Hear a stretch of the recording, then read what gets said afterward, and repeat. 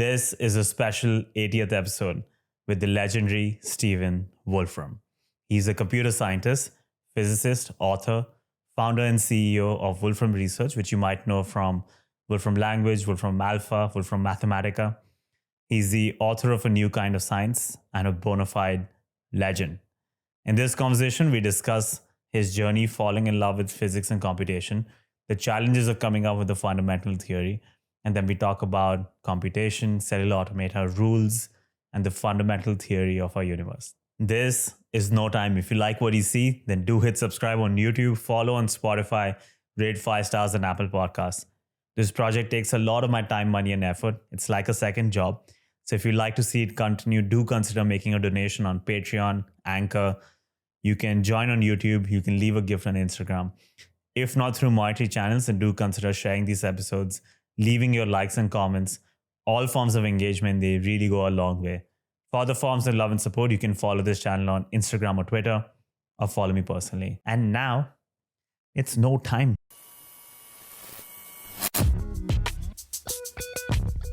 In the summer of 1968, you went to the cinema in the UK to watch this odd little movie titled 2001: A Space Odyssey.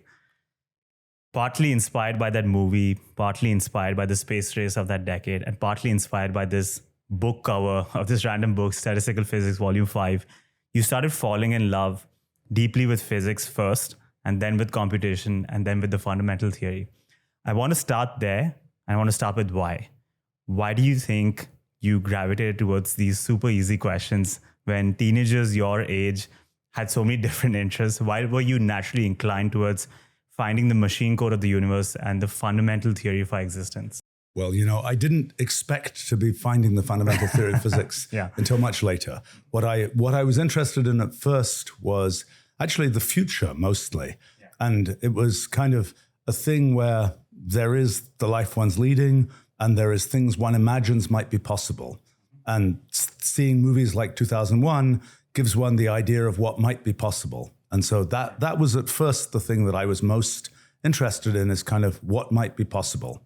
And then I got, at that time, it was the 1960s, space was the big thing, and it was kind of all these spacecraft, and they were kind of the pinnacle of technology at the time. And so I followed these things quite closely. And then I got interested in, okay, what would it be like if you were to design a spacecraft? How would that work? And, what were the issues in doing that? And that led me into physics. And then I got interested in physics and started learning about physics. Now, I have to say, I mostly ended up asking these questions. I would read something about physics, some physics textbook or something, and then I would wonder, what's the story with this? What's the story with that? I don't think I internalized the fact that many of the questions I asked did not have known answers. I mean, I kind of didn't really make a distinction between the things where the answer was in the back of the book and the things where nobody knows the answer. That wasn't it was something where, for whatever reason, I was just like, I kind of can think about things and can figure things out. And that was kind of what I was interested in doing. Now, my interest in physics at first was a time in physics when lots was happening. This was kind of late 1970s. There was kind of the golden age of quantum field theory-based physics. And so, as a teenager, it was kind of cool to be sort of running with the pack, figuring things out about quantum field theory. Yeah. And, it's kind of nice when thing you invent when you're 17 years old still gets used, however many years later and so on, which is what happens if you're in a field where sort of there's low-hanging fruit to be picked and the kids can pick the fruit, so to speak. And I ended up being in that position. Yeah. But then I got... I was sort of lucky enough to get to the point where, I got my PhD when I was 20, and I was basically a physics professor, which had been my kind of goal for the decade before that. That was my goal. Yeah. And then sort of you get to the point where you've achieved that goal, and then it's okay, so what's next type thing. I could do, I was like, that was what I was planning to do. So I could do this for the rest of my life. But I was kind of, it's like, well, there are these questions that I'm interested in. What can I figure out about them?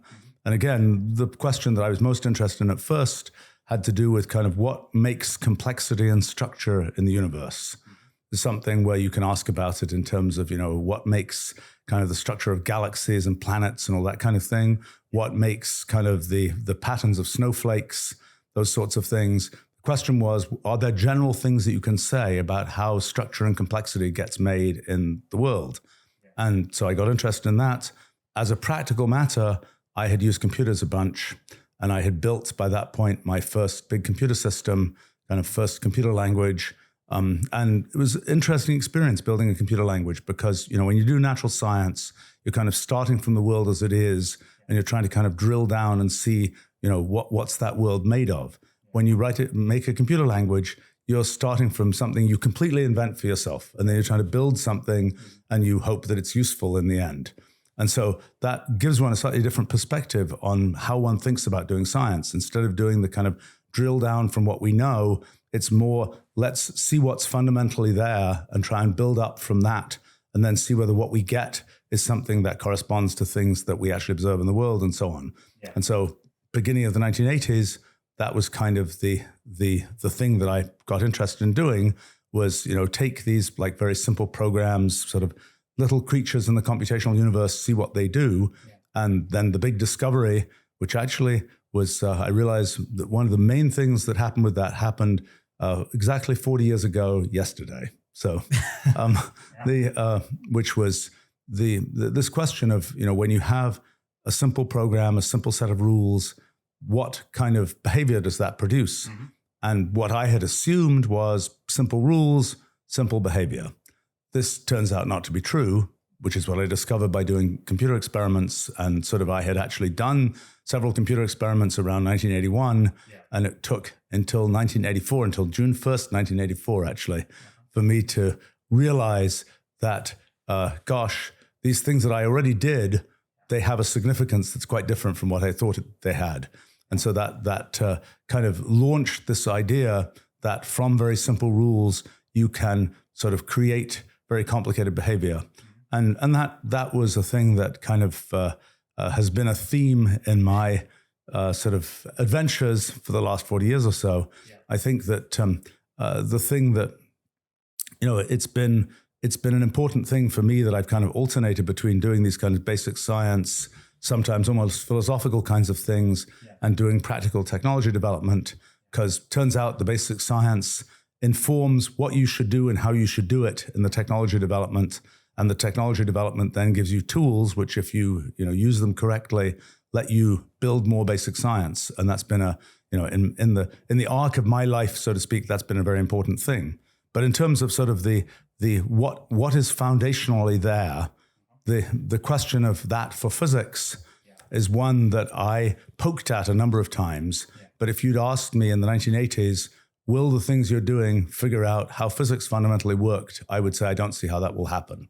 But what I knew was that these things that I was figuring out would explain a bunch of features of kind of the larger scale world and sort of how snowflake patterns are produced, how turbulent fluid flow works, these kinds of things. But not, if you say, what's at the foundation of physics, what's at the foundation of reality in nature, I would have said, I don't know how that's going to work. Yeah. And then at the beginning of the 90s, so I developed this thing that's now Wolfram language, Mathematica, big software system, gets used by lots of people. That system, one of the things that was sort of the big idea in developing that system and its predecessor actually was that one should do this sort of natural science-like thing of drilling down from sort of all the computations people want to do and say, what are the underlying primitives? What are the atoms of computation? Yeah. And then build up from that and make a practical system. Anyway, I had done that, and I'd sort of gone back to doing basic science kinds of things. And then I thought, well, I should just think about this physics question. Yeah. And the big issue there was sort of what is space and time made of? Yeah. And so, I had studied a lot these computational systems that have kind of rigid view of space. There's a bunch of cells laid out in a line, let's say. And I knew that wasn't something that would be the way that physical space works. And so I started thinking about physical space as this kind of network of points where there isn't really a way of describing, there's not sort of a rigid lattice of cells. Instead, it's just this network that says this point is related to this point in this way, and so on. And so I started studying that, and I got a certain distance with that. And by the end of the 90s, actually, I had figured out that much as, when you look at a fluid, for example, with a bunch of molecules bouncing around, we know that those individual molecular collisions on a large scale give you the fluid equations. Mm-hmm. So I had figured out that when you do the same kind of thing with these networks and the dynamics of these networks, then on a large scale, you get the Einstein equations, the equations that describe the structure of space-time. Mm-hmm. So I knew that by the end of the 90s, and that was interesting. Yeah. And I wrote this big book called The New Kind of Science, and which is mostly about kind of how one takes another step in the trajectory of the development of science based on thinking about programs rather than thinking about mathematical equations as kind of a foundation for how to talk about nature. But as one sort of use case, I had one half of one chapter that was about the fundamental theory of physics. Yeah. And my friends in physics hated that chapter. And that which was a sort of interesting thing, because it was a time when kind of there was string theory, and my friends in physics said, we're almost there. We've almost got the fundamental theory of everything. And, we don't really need, don't distract us with something else. So when that was, so I did a little bit more work on that beginning of the 2000s. But I didn't really pursue it that energetically, partly because there was a bunch of technology that ended up being pretty important that I was interested in developing, and was also pretty intellectually interesting. But then in 2018, I kind of had always thought at some point in my life I should work again on this fundamental theory of physics stuff. Yeah. And but I'm getting older, and it's kind of like the time is visibly limited, so to speak. And eventually, it was 2018. I kept on thinking about it a bit, and I made a little technical piece of progress in 2018.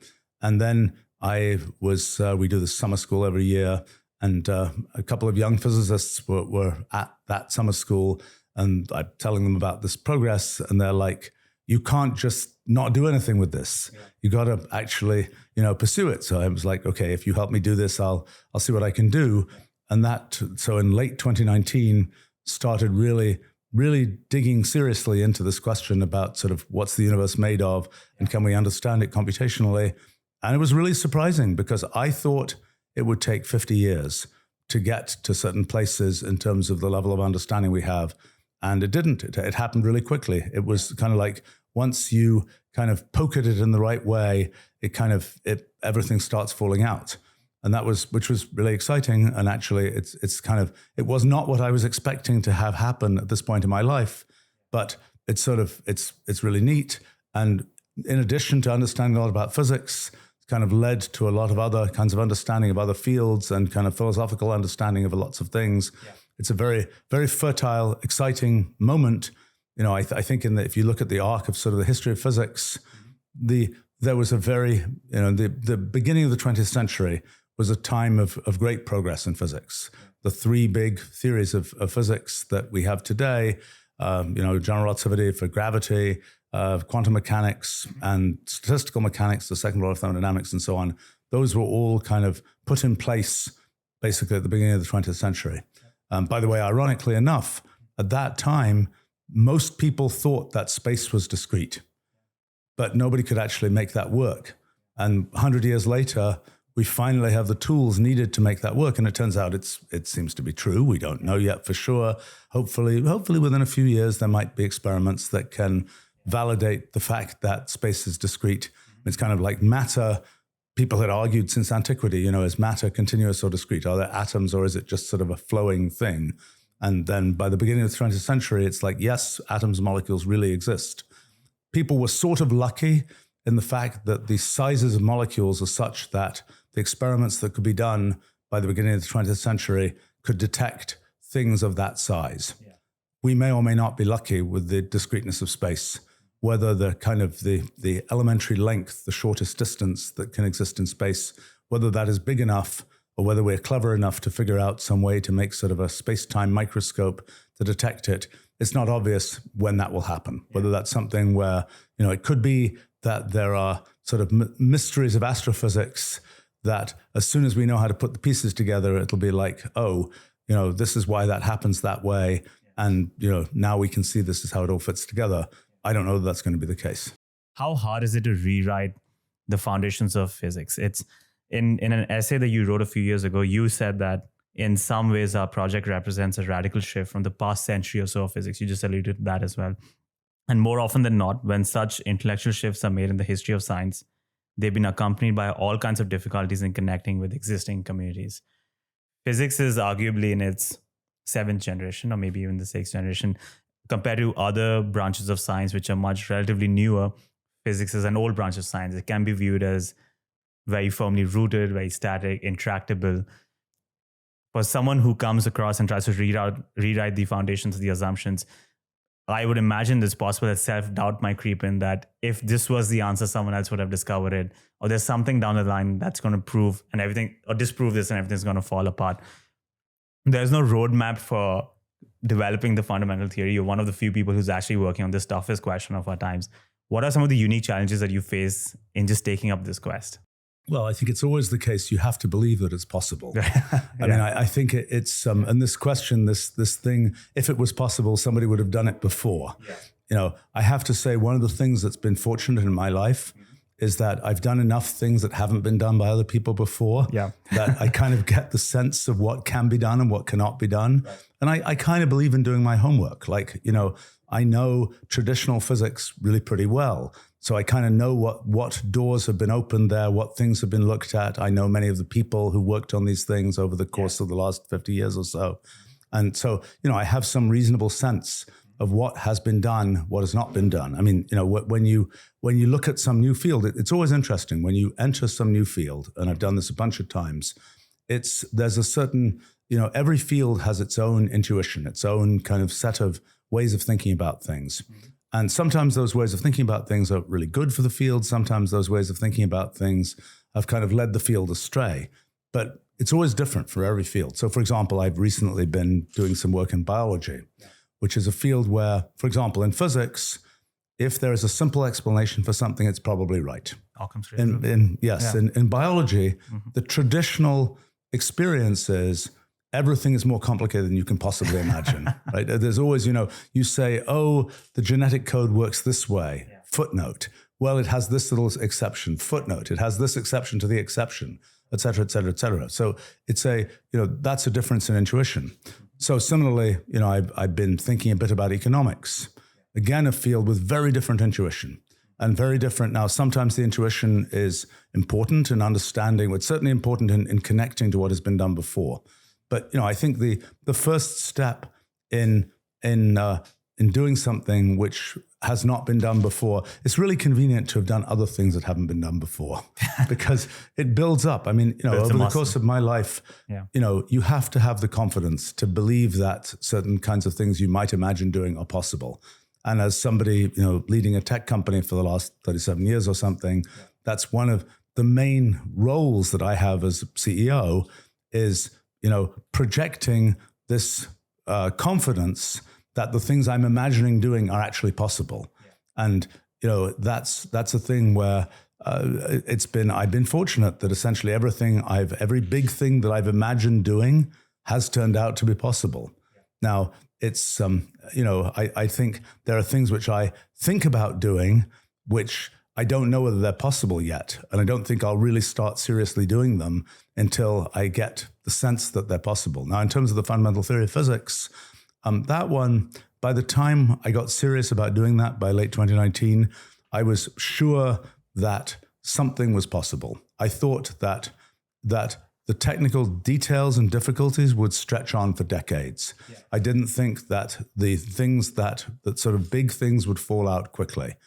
So that was that's an unusual, nice conclusion, because usually, many kinds of projects one does, they have more tentacles, more difficulties than you expect at the beginning. And in fact, particularly in technology development, one of the things I learned long ago is if you start off telling people this is really difficult and there are going to be all these complications and it's going to take 10 years to do this, it's really hard to get even yourself to be motivated to do it. I mean, I think I always have this point of view that I can do this, and I don't know exactly how long it's going to take. And it's kind of like, oh, it might take a year or two. Well, maybe it takes 10 years. And then it's a matter of raw tenacity to actually get through the project. Yeah. And that's a thing that has been, that's a challenging thing. And that's something where the fact that one has done other projects before that have worked out, I think helps fuel that tenacity, because it's kind of like, look, it's, this will get done, so to speak. Yeah. I mean, a thing that's happened to me recently is I just keep on doing these projects that are kind of finishing off things that I started. Well, the most extreme example was something I started 50 years ago, which I finally kind of got finished in the last year or so. In fact, I just did something in the last few days that was a thing that was kind of a leftover from about 42 years ago. There's a certain satisfaction in getting these things done. Yeah. It's also an encouragement, because those are things that I thought of doing a long time ago, and by golly, they were actually worth doing. In other words, it wasn't the case that I imagined things that one might do, and it's like, well, that wasn't a very good idea, I'm glad I didn't do it, type thing. So, but it's I mean, this whole question about what does it take, for example, in the fundamental theory of physics, you really have to kind of know existing physics. Yeah. That's an important, prerequisite. Another thing is just the technical tools that have been needed to actually make progress. Well, it so happened that I built a bunch of these tools. Yeah. So that's a convenient sort of, I didn't build them for this purpose, but I built them, and I don't think I'm the best. I'm not the best person at writing Wolfram language code, which I consider to be an achievement in a sense, but I'm pretty good. So, that allows me to take kind of ideas that I have and very quickly find out, sort of work out their consequences. And that's an important thing. The other thing that helps is that, I have an organization that I built that's quite substantial in size and has lots of, very talented people. Yeah. And so it's easy for me to get help in doing things. That's another sort of convenient feature, so to speak. Then it's, in terms of how do you, here's an issue that comes up, which is, there might be 100,000 papers about fundamental physics, things that somehow relate to what I'm interested in. I haven't read most of them. And you have to know enough that you can make use of what has been studied, and you can see whether you know what you're talking about and so on. But if you follow every detail of every one of those things, you will be drowning in sort of what is already known. And it becomes actually more difficult to figure out new things if you drown in what's already known. Because in fact, one of the mistakes that I saw myself making when I was much, much younger was kind of there's a conventional wisdom about something, and you know it, and you kind of assume, yeah, that's the way it must work. Mm-hmm. And it's like, well, no. And one of the antidotes to that, I mean, I remember actually there was an incident happened when I was like 17 years old. I was working on some physics problem, and there was a particular thing I needed to know about how certain particle interactions happen, and I kind of knew the conventional wisdom about this, which didn't really answer the question and so on. And I'm like, I don't know what to do here. And then I realized I just wrote a paper that is specifically about this question, and I have an answer to this. And why on earth am I not using what I already figured out? And this is a thing that you see actually in the history of science a lot, that living in the paradigm you have built is actually a non-trivial thing, that people have a habit. The first generation of people who build a paradigm are always like, oh, this thing is built on sand, I'm going to have to go look elsewhere. So it is an active thing that you have to do to think, can the paradigm that I've built apply to the questions that I'm trying to answer? Or is it something where, and it's kind of like your own paradigm first and see if that works. If it doesn't, then you have to look elsewhere. But rather often my experience, in particularly in recent times, has been, my gosh, I can actually say something about this. So that's the thing. I think this whole question of sort of how do you connect with things that have already been done, and it's kind of the thing that's been very fortunate about our physics project is that it sort of provides a machine code that seems to plug into a lot of things that people have put a lot of effort into. Yep.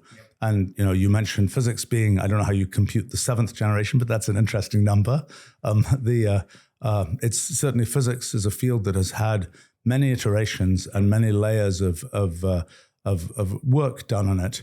And I think that, it's probably the most developed of the sciences. Mathematics maybe is a more developed thing in terms of the sort of towers that have been built. Sure. But physics is very developed.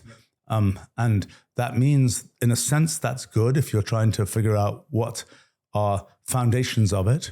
But it provides kind of and it gives you, if you can find the foundations of what's there, and you can see that those foundations are shared by, let's say, biology or economics or distributed computing, then the very fact that physics has made so much progress is really useful, because it means you can transport that progress that's been made in physics to other things that share the foundations, and you can make great progress in those areas as well. So that's been that's been an exciting thing to see. But in terms of, why is it hard to do fundamental theory of physics? The first thing is you have to have the confidence to think that, you can actually make progress. The second thing is you have to have a whole bunch of technical knowledge, without which you're just spinning, meaningless stuff, basically. And you also have to have a kind of good command of tools that are actually needed to make, to investigate things. And then maybe there's an element of, I don't know if it's luck or something else, which is kind of, I have a certain way of thinking about things that is very much oriented towards kind of simple structures and computation and following kind of computational rules and things like this. And, one might be lucky or unlucky in whether that paradigm is actually a hit for the way that certain things actually work. I think what seems to be the case is that I've been incredibly lucky in that paradigm really is a great way to think about these kinds of things. It may not be the only paradigm for thinking about these things, but it may be the one that, gets you, one of the issues is, in a sense, nature does what nature does, but we are trying to understand what nature is doing. And we kind of have to make this bridge between what we understand and what nature is actually doing. And there may be different bridges that can be made, particularly if you have different foundational understandings for yourself. For me, this kind of computational understanding is one that happens to come naturally to me. And the fact that that bridge seems to be a makeable bridge is an exciting thing. And in some sense is kind of, one might think of it as luck, so to speak, because it might be that the easiest bridge comes from thinking about things in a quite different way that doesn't happen to be natural to me. And, I think one of the things that, for somebody like me, I'm a person who's watched a lot of other people develop, so to speak, and have been, I hope, I've had a lot of satisfaction from helping people kind of, pick paths to go and know how to pursue them and so on. Yeah. And so it's something where one tends to think about one's own kind of, what is it that I'm actually good at doing and so on. And I think the main thing that I sort of realized is that the thing that I can do is take these big complicated issues and sort of break them down into simple primitives and then build up practical systems based on those primitives. Yeah. So it's kind of like, one might think that building a computational language is a very different kind of activity from figuring out the fundamental theory of physics. But for me, it's not. For me, it's basically the same ultimate set of thought processes that happen in both cases. I'm tempted to ask you one more question about your journey, then I promise we're going to dive heavy into computation. Not just the work you're doing, but also the way you've approached it is so fascinating to me. You brought this up earlier. You brought up conventional wisdom. You brought up paradigm. So I'm tempted to ask you this one more question. You have taken, personally, I think, a very unconventional path in physics. You mentioned that you started off in theoretical physics in one of the golden ages, which is fueled by quantum field theory, the standard model as well. And then at some point you got seduced by computation, and then you left physics, became a founder and CEO of Wolfram Research, learned Wolfram Language, Alpha, Mathematica. You started creating tech that was built on your science, and you went and created science that would help your tech. And then you followed the cycle 4 or 5 times. You live stream all your working sessions. You share all of your notebooks. You can call me old-fashioned, but most academics and physicists don't operate this way. Most of them spend decades of research, and maybe they publish a few papers and then maybe a book by the end of it. Why do you think you've taken this branching, complex path in physics that is very different from the traditional route? What are some of the advantages of that? Well, I wouldn't have been able to get to where I've got to if I had taken, I almost just stayed as a physics professor, right? Back in, beginning of the 80s, I was a successful academic, and I, in 2024, I still could be a physics professor. If I had stayed on that path, then most of the things I've done, I would never have done. And so in a sense, it's kind of a self-fulfilling thing that if you look at the kinds of things I've both chosen to do and been able to do, those are things that were made possible by having a rather different kind of path. Yeah. Now, in terms of aspects, I mean, for me, I try to figure things out from first principles. And it's kind of like when it comes to doing science, it's like, how should I do this? Yeah. Both at the level of what the content of the science is and at the level of the structure of how the science gets done. And so I've had fits and starts in this. I mean, in the mid-'80s, I was sort of into the idea of, starting a research center and things like this related to the kind of science I was doing. That wasn't so successful for me. I mean, it was, as an enterprise, it was perfectly successful. But for me personally, it was not a useful way for me to spend my time. I mean, it was basically a thing where, I'm a competent organizer, I like doing research myself, and I think I'm fairly decent at it. But it's, the idea of organizing things so other people can do research just doesn't make sense. So, but that was a thing that sort of I got into, realized doesn't make sense. Then, the idea of, okay, I have a tech company and a little tiny sliver of what we're doing there ends up being basic research. And then now, and more recently, we have this Wolfram Institute thing, which is sort of a nonprofit that is trying to be a slightly more high, sort of high energy effort in doing things that are pure basic research. But I think these questions like for example, live streaming things. Mm-hmm. I do that because why not? For me, I do different kinds of live streams, but for me, it feels a little bit more meaningful if you're doing things where you're recording them for posterity and the world can see them and so on. It helps it feel more meaningful. It helps in the dynamics of other people who are involved and so on, and that people I think are a little bit more sort of stay on topic and so on a little bit more when they know they're streaming it to the world. But I think, and I've also found, another aspect of a bunch of things I've done has to do with sort of exposition, and the thing that for me exposition, I realized, is an integrated part of doing science, which I'm not sure everybody kind of internalizes. That is, if I am to know, when I make progress in science, that the concept that I'm able to explain my progress and able to explain what's going on is part of that progress. In other words, the progress without the explanation sort of somehow doesn't feel like real progress to me. And in fact, it's too easy for me to sort of think I understand something. If I'm not explaining it, then I don't really know if I understand it.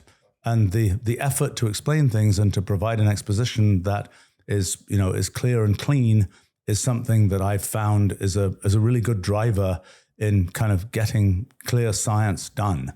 So, I think I have to say in terms of the path that I've taken, one feature, and it's true, I think, of most people who kind of pick their own path, so to speak. For me internally, nothing I've done has any risk. That is, it's, you might say, oh, if you quit your tenured job as a professor and so on, that's a high risk thing to do. It never seemed like any risk at all to me. Yeah. It was now, objectively, there may have been risk, but in my self-view of what was going on, it's like, I know how to do this. This is something I can do. I don't have the perception of risk, so to speak. In other words, I think it is something where if you're in a situation where you're always saying, oh my gosh, this might all fall apart, and, you're very timid about doing it, you won't do it. Yep.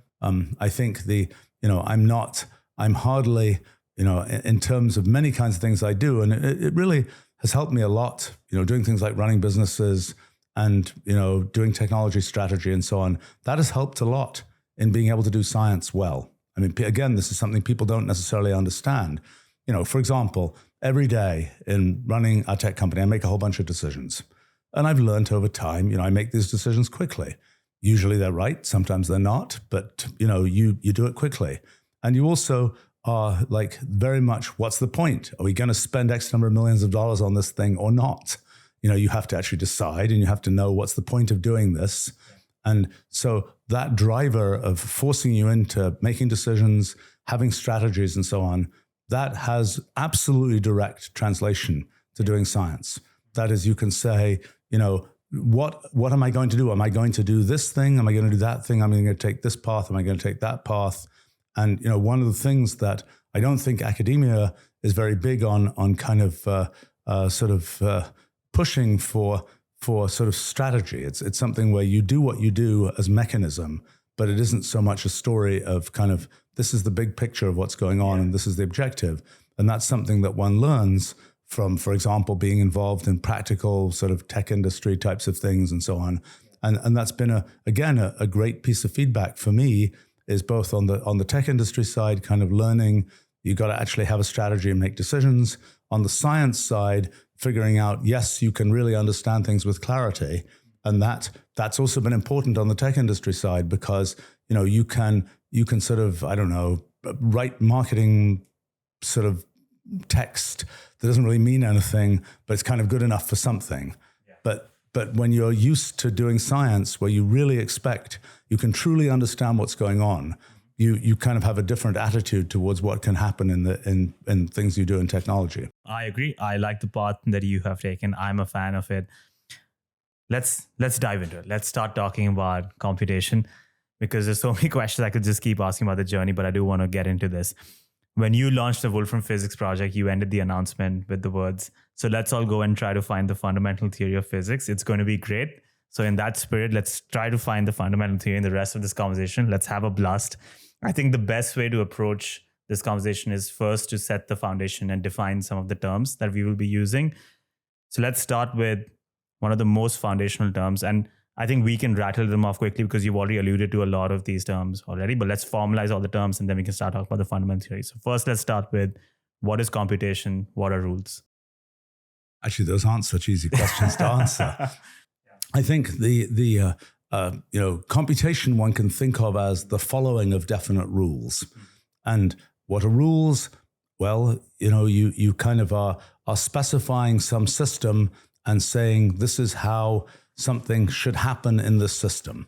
So, there are many ways to represent rules, whether it's little programs, whether it's, I have this string of black and white cells, I have this sequence of characters, whatever. There are many ways to say, if you have, 1, 1, 0 or something, then make it a 0 on the next step. That's an example of a kind of rule. Yeah. But that's kind of the notion of rules are kind of, that's the raw material for specifying how things happen.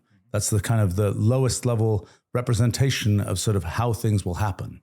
Now, this leads one quickly on to the notion of time, because in a sense, the progress, the application of rules, the progress of computation is the story of the passage of time. That's something which has been somewhat obscured in traditional mathematical physics, because one sort of says, well, time is just a coordinate, and we can pick now, or we can pick a million years from now, and it's all kind of the same thing. Yeah. In this kind of computational view of the world, time is this progression of computation. And one of the big results that's now just 40 years and 4 days old, I suppose, is this notion of computational irreducibility. That is, if you just are applying these rules, can you figure out what's going to happen? Let's say you want to know what's going to happen after 1 billion applications of these rules. Yeah. Is there a way to figure that out that is more efficient than just following those 1 billion rule applications and seeing what happens? The whole point is that there are many situations in which there is computational irreducibility, that there's no way to figure out what will happen much more efficiently than just by following every step and seeing what happens. Yeah. And that's a very important idea, but that's also the idea that makes the passage of time in some sense meaningful. Because if we could just jump to the end immediately, yeah. It's like, why did we go through and live those years? We might just have gone and jumped to the end and known that the answer was 37 or something. Yeah. So that's kind of the beginning of the story of kind of computation as well. There's sort of, is there a way to describe sort of at a fundamental level how things operate? Well, that's something you do in terms by specifying kind of by having certain rules by which it operates. If there are not rules by which something operates, then you might not be able to say anything about how it operates. But this is saying there is some underlying structure to what's happening. We describe that in terms of rules. We describe the operation of those rules as computation. We describe kind of the progression of computation turns out to be what we think of as time. So the application of rules is computation. Progression of this computation of these rules is the progression of time.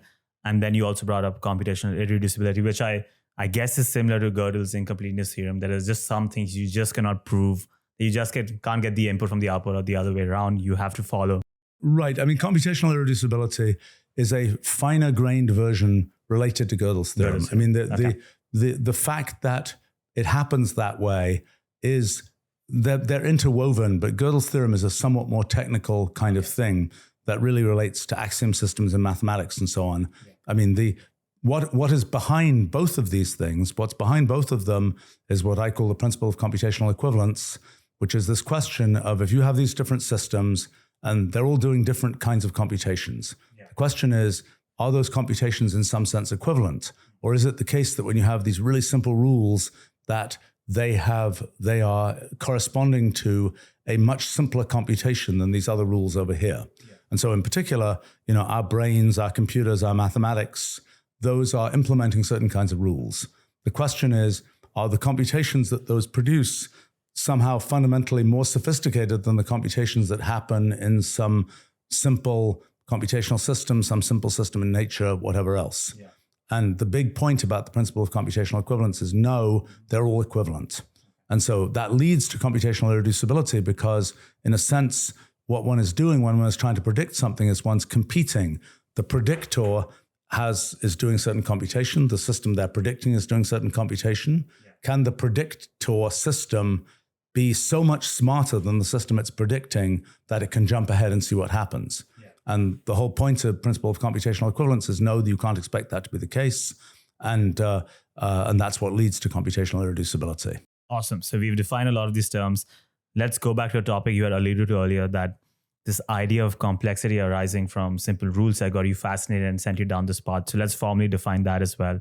What is cellular automata? So cellular automata are just a particular kind of computational system that are convenient because you can make nice pictures of them. And it's very important actually, because we have certain ways to get intuition, and pictures are an important source of intuition. But so a typical cellular automaton, you have take a piece of paper, you divide it into a bunch of squares. You look at the top line on that of squares. Each square is either black or white. Yep. You fill them all in, and then you have a certain rule that says to fill in the next square down the page, you look at the square above it and to its left and right, for example, and you say, what's the configuration of black and white squares in that triple of squares? Yep. And then you just have a rule that says if it's 1, 1, 0 or black, black, white, then the next cell will be a 1, a black cell, etc. You just apply rules like that. The thing that was incredibly surprising to me, is you have rules like that. You start off with just, let's say, one black cell at the beginning. You get this very complicated pattern. And that pattern looks, if you were to just be presented with some piece of that pattern, you would immediately just say, this is random. But it's not. It's made by this definite set of rules. Every time you make it, it's the exact same thing. It is a kind of an irreducible piece of computation that makes it. And to us, it is this thing that seems to us to not come from rules. We can't tell that it comes from rules, but we can produce it from rules. But when we are presented with it, our kind of ability to analyze things is not good enough to say, oh, this comes from these rules. To us, it looks just random. I have a lot of follow-up questions for you, cellular automata, but I'm going to save them because I do want to get into the fundamental theory. So we have done computation. We have done principle of computational equivalence, computational irreducibility. The final term that we have to define is causal invariance. So what is causal invariance? Okay, that's a more complicated thing that requires a few pieces of sort of talking about physics. Okay, let's go. But I think the well, okay. the first thing to say is you have these rules, you are following these rules. There's a question of, is there a unique way to follow the rules? Or are there multiple possible paths of history, effectively, that you can take? And so one of the things that seems to be a fundamental feature of the way that things work in physics is that no, there isn't just one path. There are many possible paths of history that can be taken. And that turns out to be sort of the key thing that gives one quantum mechanics. That's the key difference between sort of traditional classical physics, where, you know, throw a ball, follows a definite trajectory. According to quantum mechanics, there are many different paths. You only get to work out certain probabilities. So that in computational models, it's that the rules you apply do not have a unique outcome. There are many possible outcomes. So you have these many paths of history.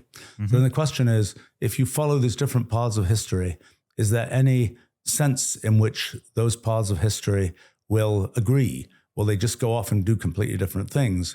Causal invariance is related to the property that paths of history merge as well as branching. So you can end up with something where there's a branch where two different things can happen, and there's a merge where two different things that have happened end up giving the same outcome.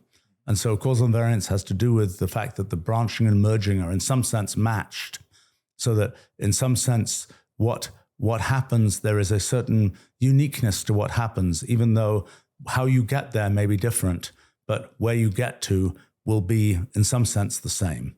And that's important it's important for many reasons, both sort of technical reasons and it's important for things like the fact that it is plausible for us to believe that definite things happen in the world.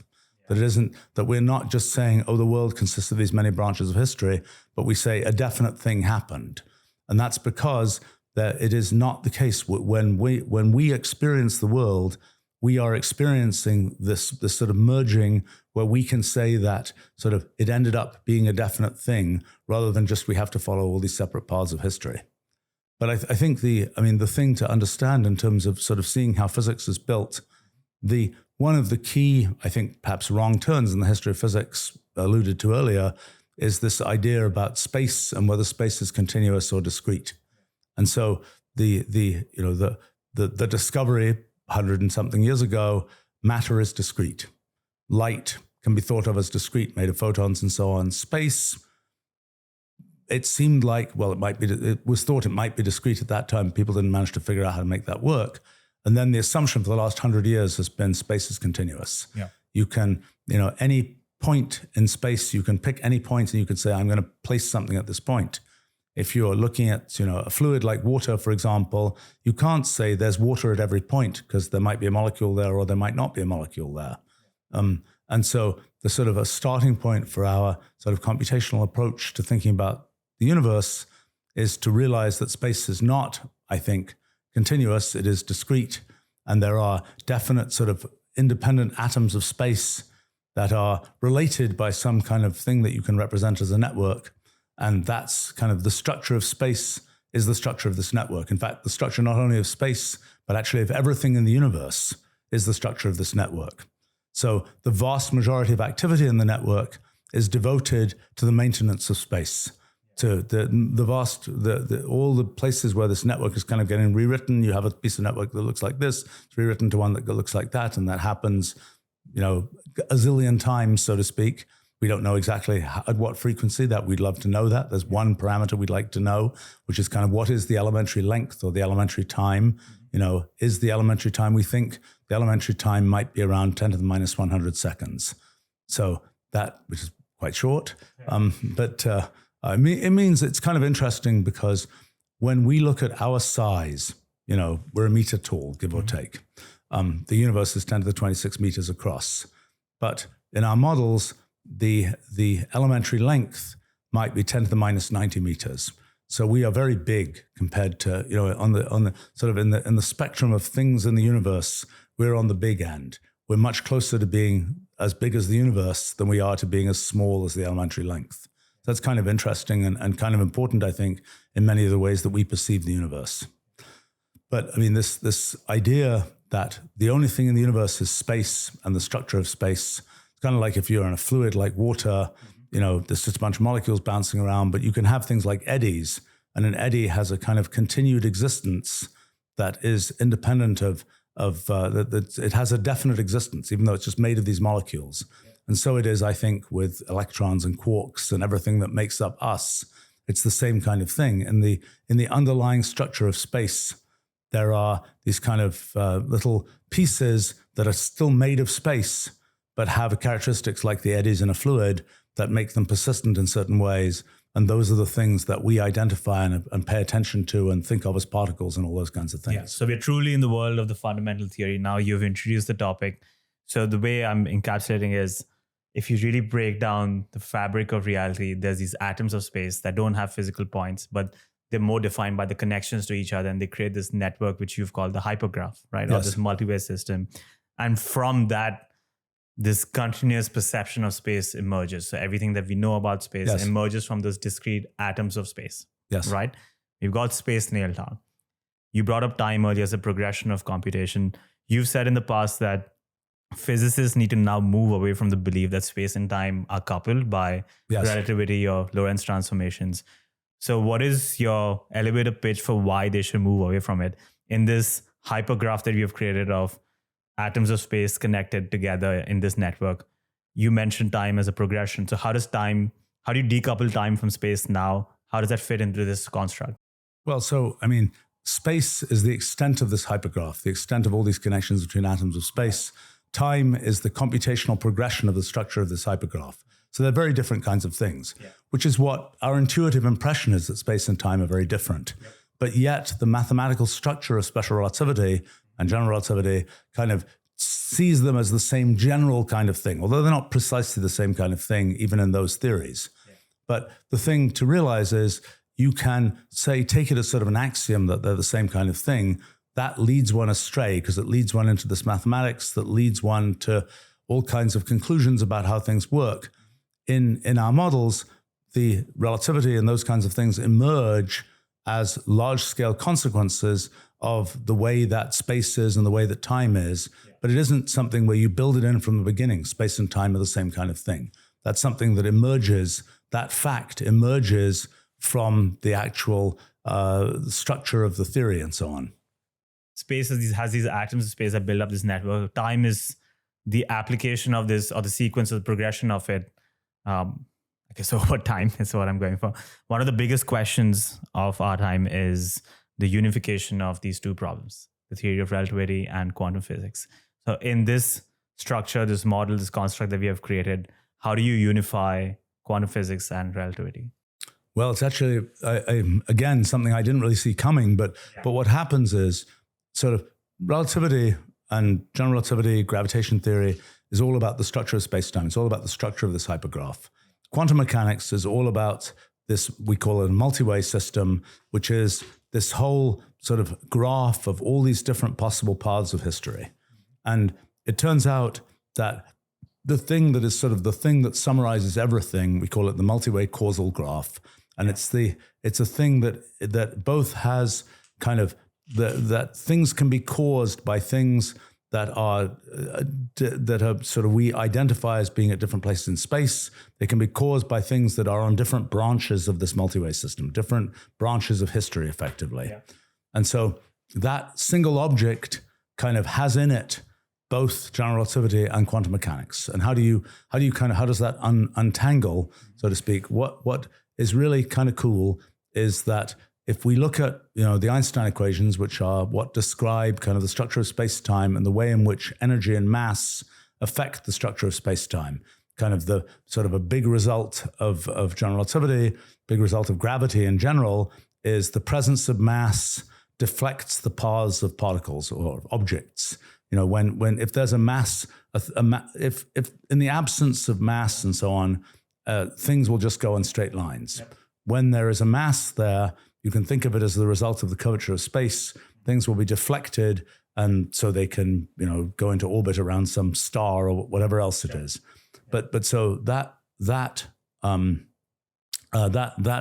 phenomenon, that essentially shortest paths, which is what's determining the trajectories things go on, are deflected by the presence of energy and momentum. That is kind of the core feature of the structure of space-time, of general relativity, and so on. So it turns out that you can think of a different version of this. In this multi-way graph, we have all these different paths of history. We stop the multi-way graph at a certain time. We've got all these different possible paths of history and where they got to at a certain time. That sort of bunch of loose ends of paths of history, that itself defines a space. We can have we call it branchial space, the space of branches, space of quantum branches, basically. And there is a geometry to that space of quantum branches, just as there's a geometry to physical space. And so you can say, well, what two branches of history are close together? Well, ones that have a common ancestor a short time ago, so to speak. So you can build up the geometry of this branchial space. Yeah. And then you can ask questions like, what is motion like in branchial space? What causes things to be deflected in branchial space? Yeah. And it turns out that the same phenomenon of the presence of energy momentum produces deflection. That also happens in branchial space. The question is, what is the interpretation of position in branchial space? That seems to be essentially quantum phase in the way quantum mechanics is set up. It's a mathematical construct, but the core sort of theory of quantum mechanics one can think of as different ways to formulate it, but one very convenient way is the Feynman path integral, which is just a way of summarizing quantum mechanics in terms of sort of what happens to quantum processes. And it basically says that you change the quantum phase when there's energy and momentum there. So what turns out to happen is, what is the Einstein equations of physical space? The exact same dynamics leads to the path integral in branchial space and in quantum mechanics. So in other words, in our models, in some sense, general relativity and quantum mechanics come from exactly the same place. They are different views of this multi-way causal graph, but they come from the same place. And by the way, that the different views of a multi-way causal graph, that's very much in resonance with things people have thought about in terms of this ADS-CFT correspondence, the various things that are talked about in kind of the traditional progression of mathematical physics. People haven't known why it's true. In our models, one can see why it's true. And that's just been it happens that it works this way. But in our models, it's kind of inevitable that it works this way. And that kind of gives one a correspondence between general relativity and quantum mechanics. And it allows one to see kind of the boundary between those things and all the various things that happen in quantum gravity on that boundary. Yeah. One of the challenges always is when you have a theory and you're kind of describing things at a low level, what you want to do is get it to the point where you can say, turn this telescope in this direction and look for this thing. And that may not be easy to do. And that's just a lot of work to go from the low-level description of things up to kind of the level at which one can say, the telescope will see this or that. And that's a big effort of work that is very much ongoing. It needs much more to be done on it to make that kind of correspondence between this sort of low-level machine code and what's actually observable in experiments today.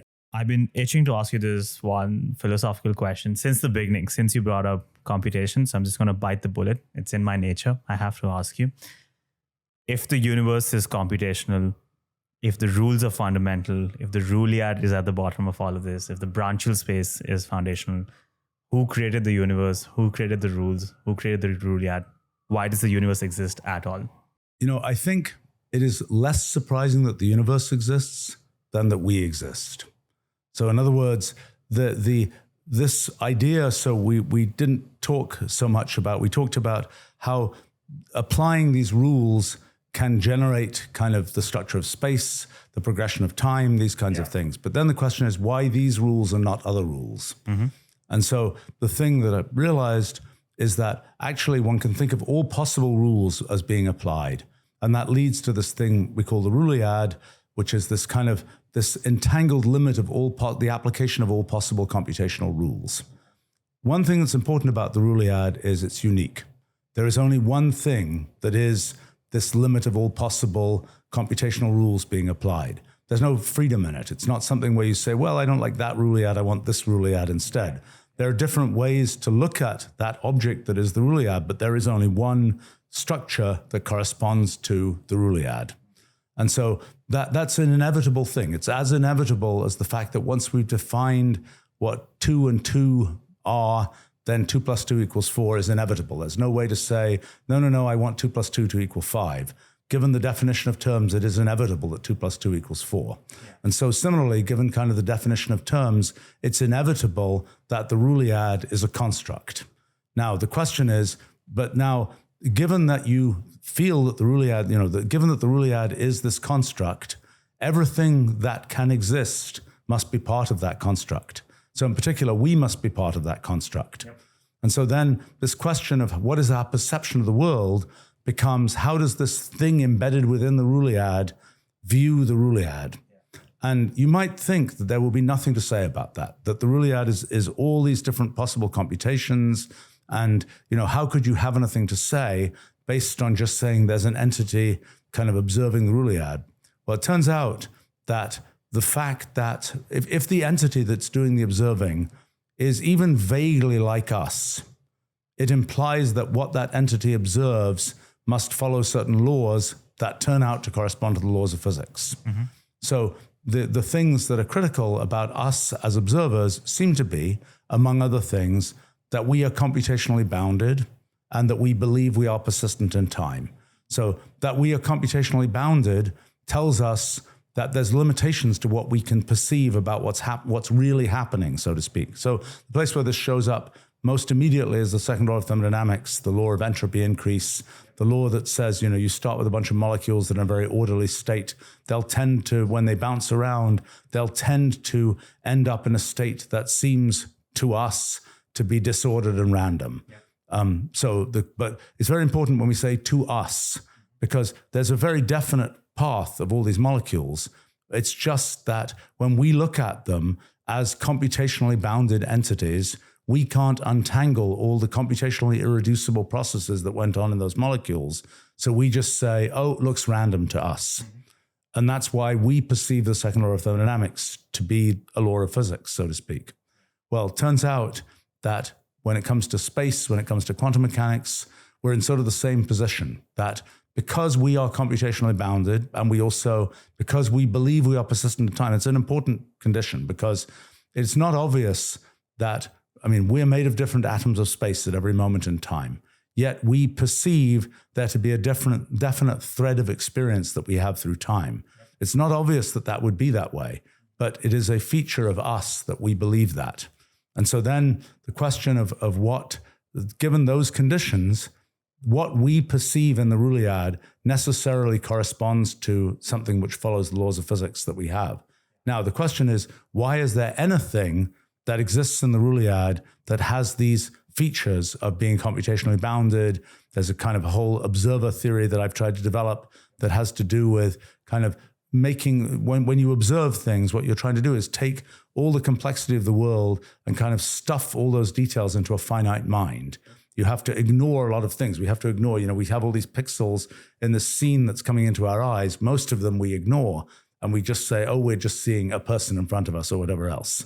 And so that equivalencing, the fact that there is an entity that does that equivalencing, that acts as an observer, and that such an entity exists in the Roolead is not obvious. And in fact, it's a piece of science I'm trying to do to try to understand to what extent and when and how often and so on entities like us can arise in the Roolead. But so I view it as being kind of it's almost like if you put it in a very kind of theological way, it's kind of like you can argue, does God exist, so to speak? Is there an everything, so to speak? And then it is, I think, less, it is easier to understand why everything exists than why we in particular exist, so to speak.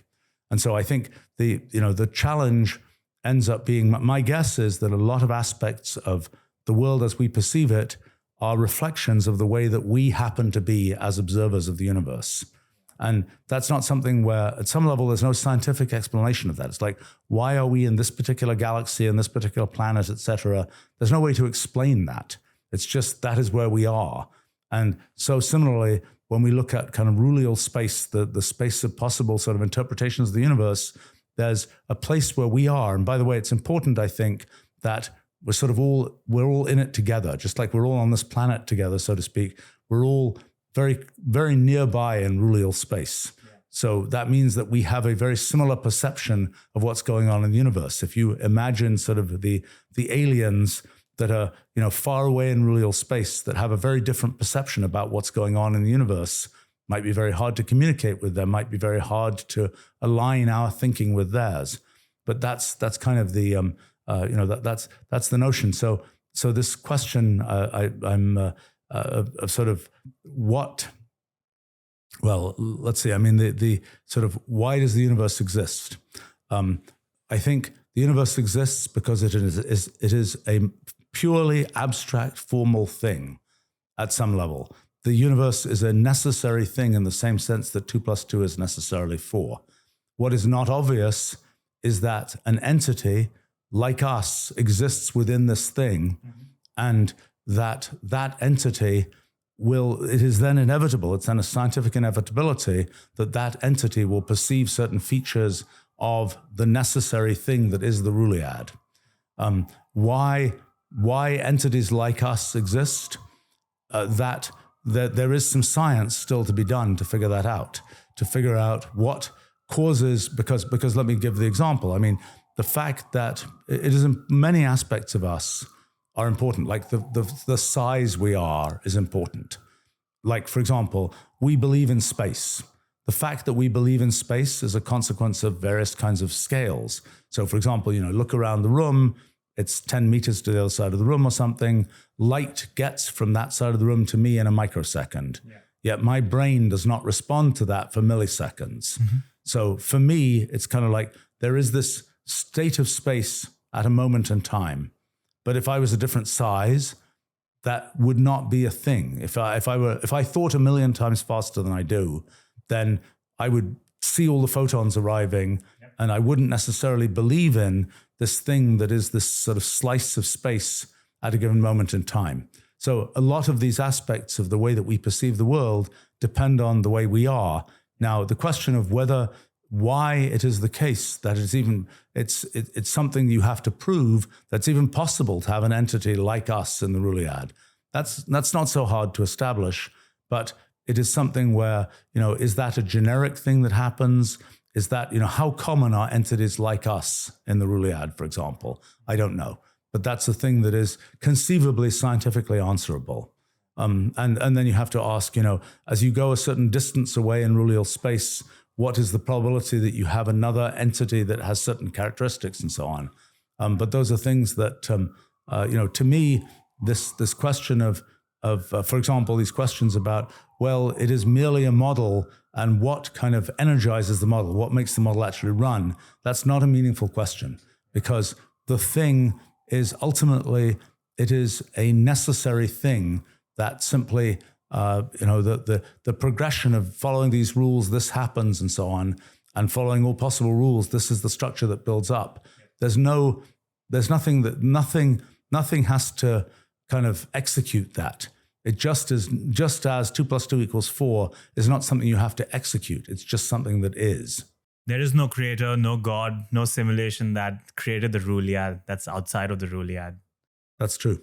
I think the R'uliad is this inevitable object. The part that is, the challenge is to say there's, that we exist within this. And I mean, what you talk about, I have not really traced it through, and it's sort of an interesting thing in different religious theological traditions. Yeah. There are different ways of thinking about the existence of the universe, the creation of the universe, those kinds of things. Mm-hmm. I think one of the things that's pretty interesting about the science we've been doing is that those questions have mostly been ignored for the last 300 years, because science has been doing so well, and it has certain things that it concentrates on, and those things aren't answering questions like, why does the universe exist? And so we're now back to a situation where we can actually start asking those questions. And I think it's really quite interesting to try and understand sort of what the correspondence is between those kinds of questions. For example, here's one. I mean, this whole question about, for example, subjective experience and its relationship to kind of what's out there in the world are things that one can start to address. I'll give you just one example of a kind of an interesting thing, which is, as we sort of progress, we kind of start exploring physical space. We send out spacecraft, they get, certain distance away and so on. We can also explore R'ulial space by exploring sort of different points of view about how the universe works. And gradually, as science progresses, as new paradigms get created, we're colonizing, we're exploring in real space. And so you might say, well, clearly the future of everything is to expand our domain in real space, just like you might say the future of everything is to expand our domain in physical space. Yep. But it's one of these quite interesting, be careful what you wish for types of things. Because as you expand further and further in real space, and to some extent also in physical space, there is a sense in which you no longer coherently exist. That is, if you are everything, then in a sense you're nothing. The fact that we have a definite existence, a definite thread of experience, is a consequence of the fact that we are limited. If we were not limited, if we expanded throughout real space, we would not have this definite sort of unique kind of coherent thread of experience. So it's kind of that's an idea, this idea that eventually you reach the point where you sort of melt into everything else in the universe is an idea that has existed in a bunch of theological traditions. Yeah. But it's not been something where there's been a way to kind of think about that kind of idea scientifically. A lot of things to digest, and I feel like it's impossible to encapsulate the entire fundamental theory in just an hour, but I think we've done a good job so far. I do want to be mindful of your time, so let's start wrapping up. Before we move into closing questions, I would love it if you can interpret what I've built with the Lego. Okay, all right, okay. Interpret. What does it look like? I have no idea. This reminds me of that building in Shanghai, I think, that has the big hole in it. The building in Shanghai. I don't know. These are. Now you see the part that if you are making a beautiful art form that is reminiscent of something that I've spent years thinking about, I'll be embarrassed not to be able to recognize it. Not at all. It's I don't know. I think. And what about this monstrosity? This thing, I don't know. I'm pretty bad at Lego Rorschach tests. I think it's funny. I am. My older daughter just got her PhD in math, and she happens to have been studying some geometric structures that are made from bricks that are a bit like these. Actually, I think they are not quite. They're almost this shape. And I had the adventure of trying to 3D print an object made of bricks like this. I considered building it out of Lego. And then I realized that these Lego bricks, first of all, they're not quite the right ratio of side lengths. And second of all, you can't make them both be vertical and horizontal. But you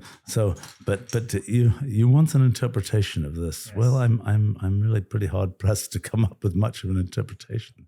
I think this is other than kind of the sort of industrial tourism of it's a building with various kinds of venting thingies on top. I think that's about as close as I can imagine. I think one of the features of Lego, sort of interesting, is that it is very sort of engineering and human oriented. That is, it would be very surprising for me to say, for you to build something and for me to say that looks like a thing in the natural world. I mean, in other words, this is a Lego thing is something which kind of reflects its artifactness for us today, and it's kind of. But I can't. I can't do a very good job interpreting your particular artifacts. I have to say, I think you have given a good interpretation. I think this is cellular automata in living color because there's some complexity and beauty that's emerged from a simple mind like mine. Last 5 questions, closing questions. What are some books, movies, role models that have strongly influenced you? Well, you mentioned at the beginning 2001, which was the first movie I ever saw in a movie theater back in when it first came out in 1968. I think that that was certainly some kind of influence. I would say that in terms of books,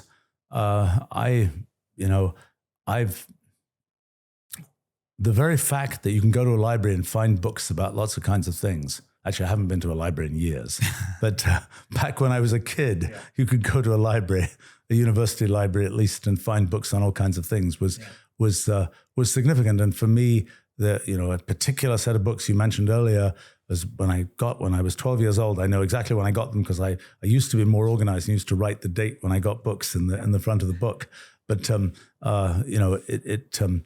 was in that particular case, it was kind of almost the, sometimes one says, don't judge a book by its cover, so to speak. It turned out in this particular case, it was the cover of the book that was the most significant part of the book for me, which was kind of an illustration of actually what eventually turns into the second law of thermodynamics. And so that was something which I finally brought to closure 50 years after I had first seen it and first tried to simulate it on a computer and so on.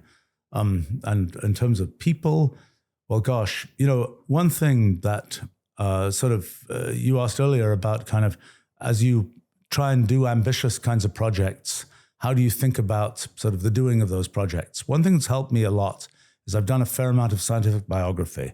So, studying, well, both I've written, sadly, I suppose, it's a feature of, I've written many obituaries because when you start your career young, people who are much older than you, and the demographics are such that you get to write lots of obituaries. But I've also done quite a lot of scientific biography of people who lived a long time ago, and that's a useful way to understand kind of how it is that things actually get discovered in the world. What's the dynamics of that happening?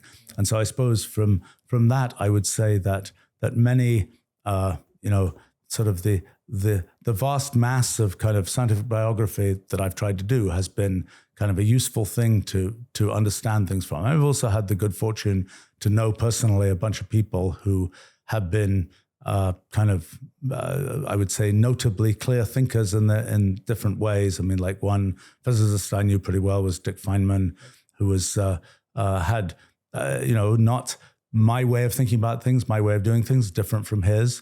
And, some things that I would say, some things but he had a kind of a let's get to the foundations of things kind of approach, which I think we got on well because we both had the same kind of approach. I think it was not that I got that approach by having been around him. It was like I had that approach, and therefore we could actually interact in a useful way. Yeah, I think that's a great list. Last 4 questions, rapid fire. In 2020, you wrote an essay that was titled "Someday," which said that I've been saying it for decades. Someday I'm going to mount a serious effort to find the fundamental theory of physics. Well, I'm thrilled that today someday has come. I want to know from you when the next someday is going to happen, when you actually find the theory. Do you have a hunch how far that day is? I think, it's a funny thing. Theories in physics and science in general, there's the question of how do you know that you're right? Right. And then there's how does the rest of the world know that you're right? Yeah. I already know I'm right. So for me, there's no way this is not the story. But in terms of when will the rest of the world know it's right, I think that really, what has to happen there is for a surprising experiment to come out in a particular way. The problem with that is the experiments are hard. The figuring out of the theory to get to what the experiments should say is hard. Yeah. There are many places where things can go wrong along the way. Yeah. It's a very tricky thing. I think there is in the next 5 years, there's a serious possibility that there'll be an experiment that is, that really is a very bizarre, unexpected experiment. That is something that comes out of the models that we've devised. And I think, things like dimension fluctuations, fluctuation of space from being exactly 3-dimensional to being 3.01 dimensional or something, that's an example of a very bizarre phenomenon that is predicted by our models, but which it's hard to understand how that would work elsewhere. Yeah. There is one thing that we may or may not be lucky about, which is we don't know what the elementary time is or the elementary length. When molecules were discovered, sort of fairly definitively at the beginning of the 20th century, it mattered that the technology that existed for observing things was such that you could detect molecules of the size that molecules are. Yeah. We don't know whether the technology that exists today is capable of detecting the discreteness of space, or whether that's technology that we have to wait 100 years to have. Now, then the other question is there a very clever experiment that sort of cleverly pokes its way into something to find it? I think it's quite likely. I would say that in the next, we'll it's one of these kinds of things where one day somebody could just figure it out. And, I would say that I've been sort of waiting for other people to figure this out, but I think I'm about ready to just push hard on it myself. In the preface to Principia, Isaac Newton had written the following words: "I heartily beg that what I have done here may be read with forbearance, and that my labors in a subject so difficult be examined not so much with a view to censure as to remedy their defects." If you could write 2 or 3 lines, that would be the preface to your magnum opus. When it's ready, what would it be? Well, I already wrote one magnum opus, Yes. which is New Kind of Science. And now you have a new one coming. And I was well aware of Newton's, the end of Newton's preface, and I considered reprinting that. But I think, one aspect of that is how much does one care? And the path of my life has been that the main thing that I care about is things that I figure out for myself. If the world appreciates them, great. That's, my attitude towards that is more that I get pleasure out of people getting pleasure out of understanding these ideas than I do out of, oh, that's cool. We chalked up another win of somebody else thinking the idea is I'm more interested in kind of the sort of spreading the pleasure that I have in understanding things. Yeah. And this question of, is this right or is that right? I don't know. From my point of view, it's sort of an interesting thing from a personal point of view, because I'm pretty sure that the things I've done are, if civilization doesn't self-destruct, so to speak, in 50 or 100 years, they will gain in importance. And that's a funny thing, because you can do something in your life where you do something and it's really cool and you're 25 years old and it's all downhill from there. So one thing that is sort of nice about the fact that one does things which are kind of where where the progression is more to the future, where it's kind of an artifact from the future rather than something which is here now, it's not such a bad deal. Although it's, it can be a little bit of, it would be, so long as the world appreciates the things enough that you can keep on doing them, then that's sort of good enough for me. Right. Speaking of artifacts of the future and of legacy, if not that, I think one of your school reports when you were 8 or 9 years old said that he is full of spirit and determination. He should go far. So I think you've already lived up to one legacy. I was impressed that, I found that school report fairly recently. And my main reaction was that I was impressed by the teacher who wrote that. Who knew? Because it was kind of but I realized, because I deal with lots of young people and so on. And it is interesting because you see, there are cases where you can kind of call certain kinds of things. And I wouldn't have necessarily called that about myself at that time. Yeah. And maybe it's sort of interesting that certain aspects of one's personality are very set. And the only question is, do you manage to find a path in the world where you can make good use of those pieces of personality that you happen to be given? Yeah, I think so. I agree. Final question, and this is the cruel progression of time that I'm only going to give you 60 seconds for it. I'm going to cap it at that. The French philosopher Jean-Paul Sartre had said that everything has been figured out except how to live.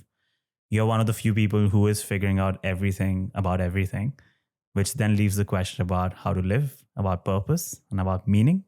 So let me ask you point blank, what is the meaning of life, Stephen Wolfram? In 60 seconds. 60 seconds or less. Well, I think it's,